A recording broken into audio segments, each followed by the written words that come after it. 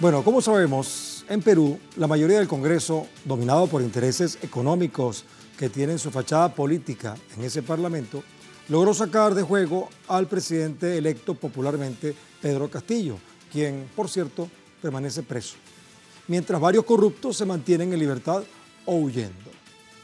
Bueno, hoy vamos a ubicar nuestra atención en este país, que desde la época de la independencia, durante la mayor parte del tiempo, ha mantenido el poder a una élite política que representa a los intereses de grupos económicos nacionales y transnacionales, hasta el punto de usar el Congreso para destituir a un presidente identificado con el pueblo y no objetar la liberación, por ejemplo, del expresidente Alberto Fujimori, responsable de diversos y graves crímenes. Este es el lugar de nuestra atención hoy. Perú, con cara hacia el Pacífico, con la espalda hacia el Amazonas de Brasil, bueno, en un punto neurálgico de Sudamérica, un punto estratégico, con grandes riquezas además. Acuérdense de La Plata, aquella que Galeano dijo que se podía construir un puente desde América del Sur hasta Europa con la plata que le sacaron a Perú y a México, entre otras cosas. Bueno, pero mientras permanece el gobierno de facto de Dina Boluarte, colocada en ese cargo por ese mismo Congreso, ahora el Parlamento peruano busca destituir a la Junta Nacional de Justicia, cuyos jueces realizan investigaciones para enjuiciar a decenas de funcionarios comprometidos con diversos casos de corrupción. En tanto, la mayoría de los peruanos observan cómo se desmoronan los vestigios de democracia que aún permanecen en pie. Para tratar de entender mejor esta situación, vamos a precisar qué es la Junta Nacional de Justicia y por qué en el Congreso persiguen a sus miembros. Vamos a verlo. La Junta Nacional de Justicia es un organismo constitucional del Perú que goza de autonomía, bueno, se supone, ¿no?, para encargarse de nombrar, ratificar, suspender o sancionar a jueces y fiscales en todo el territorio nacional. Dada la envergadura y responsabilidad para mantener al país andino libre de corrupción, sus miembros tienen la potestad además de deliberar y abrir investigaciones por presuntos hechos irregulares, como aquel llamado de los cuellos blancos del puerto, cuyos señalados forman parte, por cierto, del actual gabinete gubernamental. Qué casualidad, ¿no? Igualmente, el ente tiene la potestad de designar al jefe de la Oficina Nacional de Procesos Electorales, la OMPE, y el del Registro Nacional de Identificación y Estado Civil, la RENIEC. Así que destituir a los actuales miembros de la Junta Nacional de Justicia también permitirá a la mayoría derechista del Congreso colocar convenientes funcionarios electorales, ¿verdad? Pero antes de continuar profundizando en el tema, debo recordarles que a través de nuestras redes sociales, a lo largo del día, hemos sondeado la opinión de nuestros usuarios sobre el tema de hoy. Algunos de ustedes quizás ya han participado respondiendo a la pregunta que les hicimos al respecto, pero vamos a recordarla y a contextualizarla para quienes están viendo el programa ahora y van a utilizar justamente ese código QR para conectarse. El Congreso de Perú, con mayoría derechista, debate para inhabilitar a miembros de la Junta Nacional de Justicia, cuyos jueces, como hemos dicho, investigan y juzgan casos de corrupción de anteriores y actual gobierno. Ahora, si el Parlamento logra este objetivo, ¿qué ocurrirá? Hemos colocado 4 opciones para que ustedes respondan la que más se parezca a su opinión. 1, más impunidad. 2, más justicia de repente, ¿no? 3, más protestas. Mira que Perú ha tenido muchas protestas. Y 4, más autoritarismo. Esas son las 4 opciones. Las que les guste, estamos a la orden. Si no has participado, aún puedes hacerlo a través de estas cuentas en X, @TelesurTV, @elmundoenelsur, @GuillermoTelesur y @Gente Despierta, porque más adelante vamos a revisar y asociaremos todas las respuestas para observar las tendencias que ustedes están creando en torno a este tema. Pero por supuesto, para profundizar más y mejor sobre este tema, hemos invitado a nuestro estudio y además nos complace la casualidad de que está con nosotros aquí en Venezuela nuestro compañero de labores, justamente Jaime Herrera, es periodista, conocedor de la realidad peruana y con quien hemos tenido diferentes contactos, ¿te acuerdas? Bueno, Guillermo, sí, Cuando así tú es. estabas allá en la candela, como decimos en el argot periodístico, en las protestas, que por cierto se han venido a menos, ¿verdad? Hay menos protestas ahora. Yo no sé si con esta situación que estamos viviendo con el Congreso tratando de destituir a la Junta Nacional podrán aparecer nuevas protestas. ¿Cómo percibes esta situación? Explícanos a todos acá, a todos los que nos escuchan en el mundo desde el sur, qué está pasando con esto que acabamos de presentar. Hola Luis Guillermo, un gusto saludarte y también a la teleaudiencia de Telesur, que no es poca, sobre todo en Perú, que ahora está pendiente de la información que poco se dice en los medios locales. En realidad las protestas no han cesado, permanecen desde hace prácticamente 2 años, desde que la crisis política se ha venido dando en el país y que ha tenido diferentes matices, ¿no? Ahora las protestas se vienen dando, hoy hay una marcha muy fuerte en las calles. ¿En torno a no esto? En torno a esto, ¿Ah, no sí? con la contundencia de hace algunos meses, pero la gente sigue en las calles. La gente sigue protestando porque no solamente es el tema de la impunidad dentro del sistema de justicia, sino también de la permanencia de un gobierno al cual ya tú decías en la introducción, no lo reconocen, a un Congreso, a un legislativo que tampoco lo reconocen, que recientemente, hace un par de días, aprobó la bicameralidad y la reelección de los congresistas cuando la población en más del 90% rechaza este Congreso de la República y cuando en un referéndum que se realizó hace poco menos de 5 años, la gente dijo en un 80% que estaba en contra de la bicameralidad y en contra de que los parlamentarios puedan reelegirse. Ahora, yendo al tema de tu pregunta, en este momento ya se está votando la inhabilitación de los magistrados. Déjame decirte, y antes que respondas, Sí. porque justamente estaba esperando que tú entraras en ese tema. Hace pocas horas, el Poder Judicial admitió el trámite de un recurso de amparo solicitado por miembros de esta Junta Nacional de Justicia ante las acusaciones del Congreso. Mira esto, aquí lo estamos mostrando. Mira, según el portal La República, que vemos ahí en pantalla, se asegura que el Tribunal Superior optó por tramitar la demanda con fecha de audiencia el próximo 4 de julio. Bueno, un tiempo interesante, ¿no? Asimismo señala que los magistrados de la Junta denuncian una persecución sistemática impulsada por la mayoría parlamentaria desde hace un año. Mientras tanto, la mayoría del Pleno validó las acusaciones, mira, ahí está, contra Inés Tello, quien ha sido inhabilitada por 10 años en la función pública. Imagínate tú, una decisión que se concretó tras alcanzar los 67 votos necesarios. Esto da paso a la posible inhabilitación del resto de los magistrados. Bueno, ahí están 2 elementos nuevos que te sirven para lo que tú querías comentar. Vamos con algunos elementos mucho más recientes. Ajá. Ya se votaron también la inhabilitación de otros miembros de la Junta Nacional de Justicia. ¿Son cuántos En realidad son 7, pero solamente se va a votar la inhabilitación de 6 porque uno es nuevo, uno recién ha ingresado, ha sido repuesto en ese cargo. De todas maneras se necesitan 5 para cualquier decisión, ¿no? Por supuesto. Entonces al por quitar supuesto. 6 ya están quitando Ya la mayoría. están, digamos, colocando una Junta Nacional de Justicia a su hechura, a su talla, a su medida. A sus intereses. A sus intereses, exacto. Pero han votado, no han alcanzado los votos para 2 de los magistrados, aparte de Inés Tello.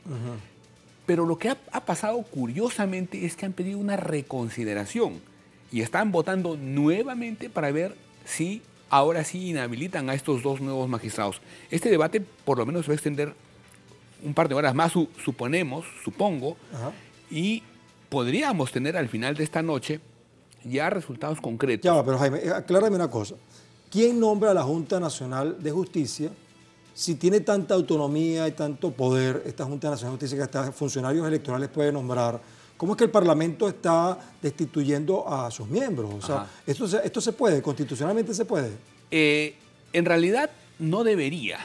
No debería. Hay algunas líneas en la Constitución que le dan la potestad al Congreso de la República de inhabilitar a los miembros de la Junta Nacional de Justicia o a algunos jueces en casos de faltas graves. Sin embargo, acá no se ha demostrado una sola falta grave. ¿Por qué los están procesando? Por haber hecho un pronunciamiento en contra de que el Congreso se haya interferido, por ejemplo, en la sanción de una magistrada de esta Junta. Entonces, ese es para ellos una falta grave. O que, por ejemplo, hayan permitido la permanencia de una de sus integrantes por tener más de 75 años, cuando el órgano especializado, que es el Servir, había dicho que no había ningún problema, pero el Congreso siempre tiene sus interpretaciones ajustadas a sus intereses y lo que hizo es considerar, por ejemplo, estos 2 puntos como faltas graves y ahora es que por esta razón es que están inhabilitando a quienes tienen la tarea de nombrar, evaluar, suspender o ratificar a los jueces y fiscales que son los que persiguen el delito y los que hacen justicia en todo el país. Ahora, fíjate, Jaime, la querella contra la Junta Nacional de Justicia también ha generado la persecución a otros poderes, tú sabías, ¿no? por ser este organismo un actor central que mantiene el equilibrio y garantiza además la independencia judicial, separación de poderes y el Estado de Derecho. Ante la preocupación de la designada presidenta de facto, Dina Boluarte, que fue colocada allí, por cierto, por ese mismo Congreso, ¿verdad?, por su mayoría, este Parlamento estableció medidas para buscar las inhabilitaciones a los miembros de la Junta Nacional de Justicia. La ley orgánica del ente expresa que el cumplimiento de las funciones de selección y nombramiento, evaluación, ratificación y procedimientos disciplinarios requieren un mínimo de 5 de los 8 miembros en el Pleno. Creo que algo de eso tú has mencionado en el caso de hoy.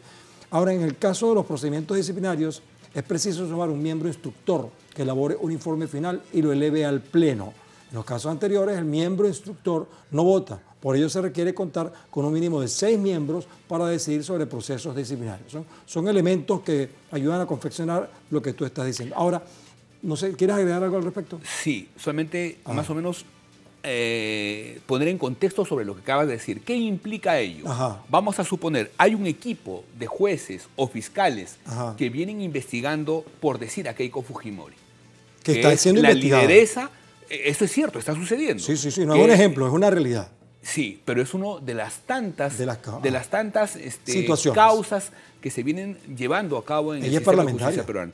Ella no es parlamentaria, es la presidenta de un partido, pero tiene bajo su mando a muchos congresistas que ella dispone cómo es que tienen que votar en el Congreso de la República. Pero hay un sistema de justicia que la viene investigando por lavado de activos. Ya está en curso el juicio que se está siguiendo. Y claro, si la mayoría parlamentaria es de ella y ella no quiere que la juzguen, por supuesto que le dice a esos parlamentarios voten contra los magistrados. Otra cosa, y algunos de esos parlamentarios estarán vinculados en complicidad con Keiko en este tipo de negocios. No solamente vinculados a los casos que se le juzgan o que se le investigan a ella, están también investigados por otros casos, inclusive por temas referidos a narcotráfico. O sea, estamos parlamentarios que están metidos en narcotráfico. O sea, claro, a ellos les conviene sacar a Están investigados por temas de narcotráfico. Bueno, hay un experto en temas de narcotráfico que dice, el señor Jaime Antesana, dice que hay varios congresistas, no solo del fujimorismo, sino de otros partidos políticos, que serían, digamos, piezas claves dentro del sistema de narcotráfico que está funcionando en el Perú. Y el fujimorismo tiene historia larga para contar de temas vinculados al narcotráfico. Claro. Mira, por cierto que un miembro de la Junta Nacional de Justicia denunció que la inhabilitación de este órgano judicial solo le conviene a quienes tienen un proceso penal en curso. ¿Quieres escuchar ese sonido? Escuchemos. Antonio Humberto de la Asa Barrante, ¿tú lo conoces? Claro que sí. La Junta Nacional de Justicia no puede dejar de operar. Esto solo conviene a todos aquellos que son investigados, pues prefieren que sus casos no avancen, que prescriban por el transcurrir del tiempo y sus investigaciones sean archivadas.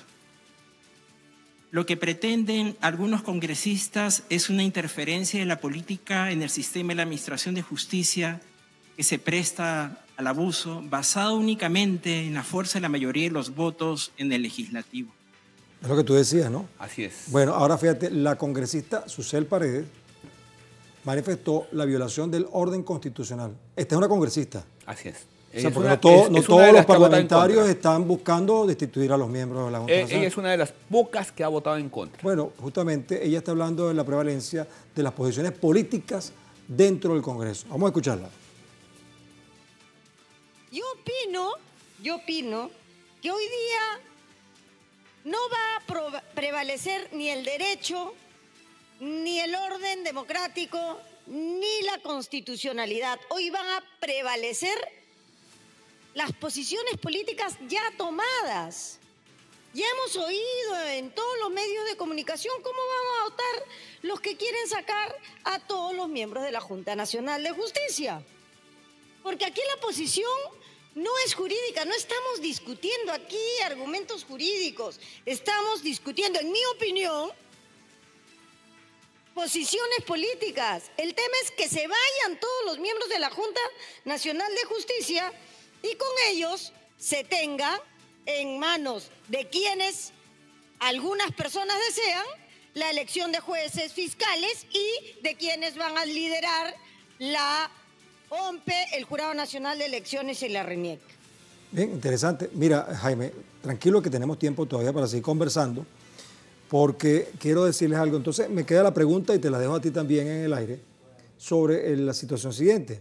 Si el Congreso destituyó a Pedro Castillo y logró que lo metieran preso, si el Congreso logró poner a Dina Boluarte como una presidenta de facto designada, si el Congreso ahora quiere destituir a la Junta Nacional de Justicia, si el Congreso quiere hacer esto y aquello, al final, ¿quién manda en Perú?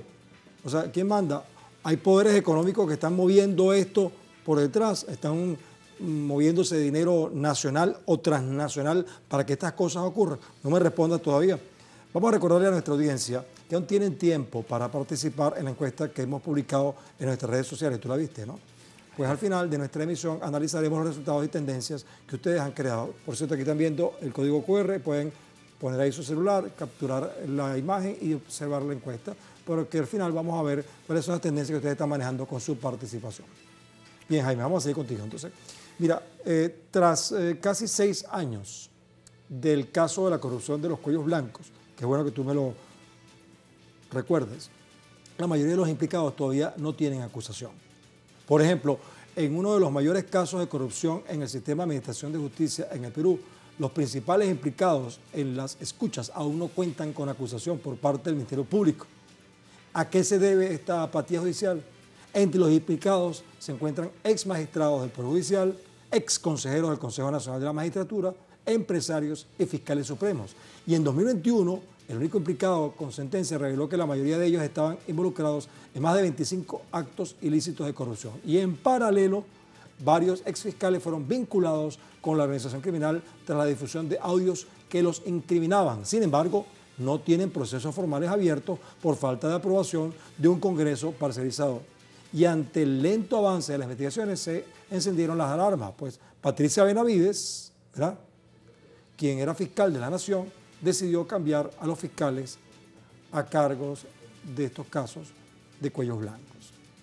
Bueno, ese es el escenario, ¿no? Un escenario complejo que a mí me gustaría que tú lo sintetizaras. Sí, y voy a tratar de sintetizarlo porque es un tema bastante complejo y largo. Ajá. El Consejo Nacional de la Magistratura era el órgano justamente que tenía la función de la Junta Nacional de Justicia, que ahora se debate la inhabilitación de Eso era anterior. Eso era anteriormente. ¿Y qué pasó con eso? Que, ellos fueron prácticamente destituidos. ¿Por quiénes? Porque por la justicia misma, porque se reveló que estaban implicados con jueces y fiscales corruptos, comprobado. O sea, la anterior estructura judicial era una mafia. Era una mafia, totalmente, era una mafia.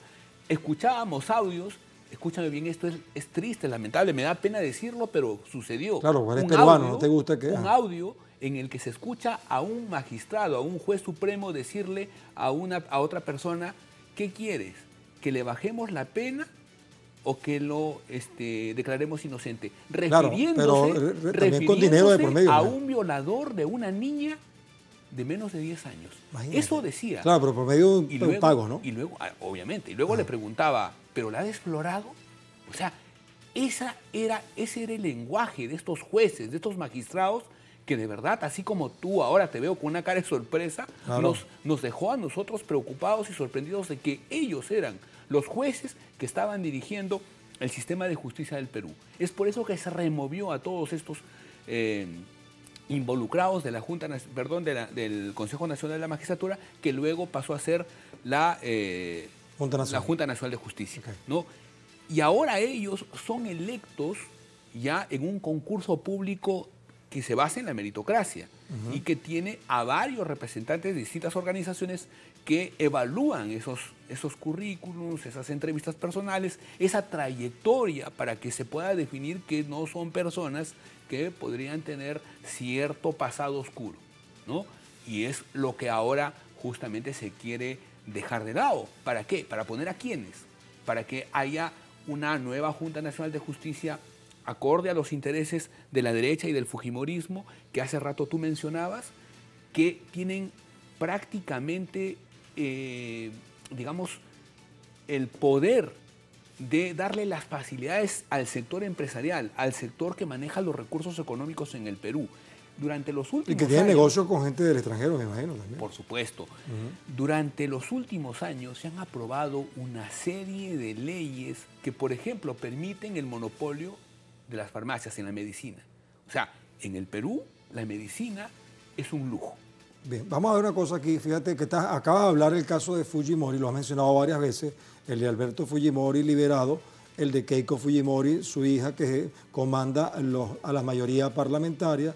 Recordemos que el expresidente Alfredo Fujimori, Jaime, fue juzgado por ser el autor mediato con dominio de hecho del asesinato de 25 personas en barrios altos en el año 1991 y 1992, perpetradas por el grupo militar encubierto Colina. Eso solamente para recordarlo, que tú lo sabes muy bien, pero para que nuestro público lo sepa. Los magistrados de la Junta Nacional de Justicia deliberaron de manera reservada a favor del juez San Martín, quien lideró la Sala Penal Especial de la Corte Suprema que sentenció al exmandatario. ¿Te das cuenta? O sea que el expresidente Alberto Fujimori llega a Chile tras haber huido del país en el año 2000, por lo que es detenido inmediatamente. Y es extraditado por orden de la Corte Suprema en una primera condena y sentenciado a 6 años de cárcel. El pago de más de $100.000, quizás algunos dirán que es poco, ¿no? 2 años de inhabilitación, 2 años de inhabilitación para ejercer función pública. Y la segunda sentencia en el año 2009 fue de 25 años de prisión por los casos de Barrios Altos, que lo acabo de mencionar, y La Cantuta, más de 7 años y medio de prisión por el pago de una indemnización de $15 millones a Vladimiro Montesino, que aquí en Venezuela, por cierto, de donde transmitimos a Telesur, lo conocemos bien porque estuvo un tiempo aquí escondido y hasta se cambió la cara en una cirugía plástica y todo aquello. Bueno, estos son elementos, ¿no? Para que nos demos cuenta Ajá. que el fujimorismo está muy metido en el tema. Manda el fujimorismo en Perú. Manda el fujimorismo. En este momento, Fujimori, Keiko, Alberto Fujimori, ¿mandan en el Perú? Yo creo que sí, porque mira, hace poco se le dio el indulto al dictador Fujimori. Él decía, para que obviamente se le apruebe el indulto, que estaba enfermo de carácter terminal. Estaba, en otras palabras, digamos, con no la posibilidad de estar en una cárcel. Sin embargo, al poco tiempo de haber salido de la cárcel en estado moribundo, lo vemos pasearse por centros comerciales, lo vemos declarando a la prensa, lo vemos haciendo TikToks y diciendo que la presidenta Dina Boluarte debe continuar en el gobierno hasta el fin de su mandato. Ese es el Fujimori moribundo que teníamos. Entonces, él incluso está manejando no solamente al Congreso, sino también a cierto sector de los medios de comunicación, que es algo lamentable. Este martes pasó algo interesante que puede ser parte de esta historia, ¿no? No sé, ayúdame a ver si encaja dentro de este rompecabezas de poderes, ¿no? Este martes el presidente del Consejo de Ministros del Perú, Alberto Otárola, un personaje bastante siniestro, según hemos leído por allí, renunció al cargo por presunto tráfico de influencia. Fíjate que la decisión se da tras una presunta contratación irregular que llevó a la Fiscalía a abrir una investigación. O sea, a la Fiscalía, ¿no? Que está dentro de este sistema, ¿no? Bueno, pero ¿cuáles son los delitos por los cuales se les acusa? Bueno, infracción contra la administración pública. Este es el segundo a bordo después de la presidenta. Patrocinio ilegal en agravio del Estado. Misma falta que ejecutó al director de abastecimiento del Ministerio de la Defensa, Luis Ricardo Obeso. Debe estar obeso también en dinero, ¿no? Los hechos ocurren tras divulgarse mediante un audio su ofrecimiento de trabajo a una joven, por cierto, con quien mantuvo una relación por lo menos afectiva y quien poseía un contrato en el Ministerio de Defensa, o sea, la cama y el negocio. Es importante destacar que Otárola mostró su respaldo a la aprobación del informe final de la Comisión Permanente del Congreso sobre la denuncia constitucional presentada contra los miembros de la Junta Nacional de Justicia y la inhabilitación de los magistrados Imelda Tumialán, Pinto, Aldo Vázquez, José Ávila, Antonio de la Asa, que lo vimos ahorita en ese momento, María Zavala, Guillermo Thornberry e Inés Tello. O sea que Otárola también tiene que ver con esto, ¿no? Sí, definitivamente. Y lo curioso, solamente como un paréntesis, es que Otárola tuvo que renunciar por este audio en el que, como ya lo comentabas, hablaba con una de sus parejas sentimentales, una joven a la que le dio trabajo a cambio de lo que tú ya dijiste. Ajá. No te atreves a decirlo. No me atrevo a decirlo, pero ya lo dijiste y lo ratifico. Pero no renunció por los más de 80 muertos durante el conflicto. Y ese caso está impune. Y ese caso está impune.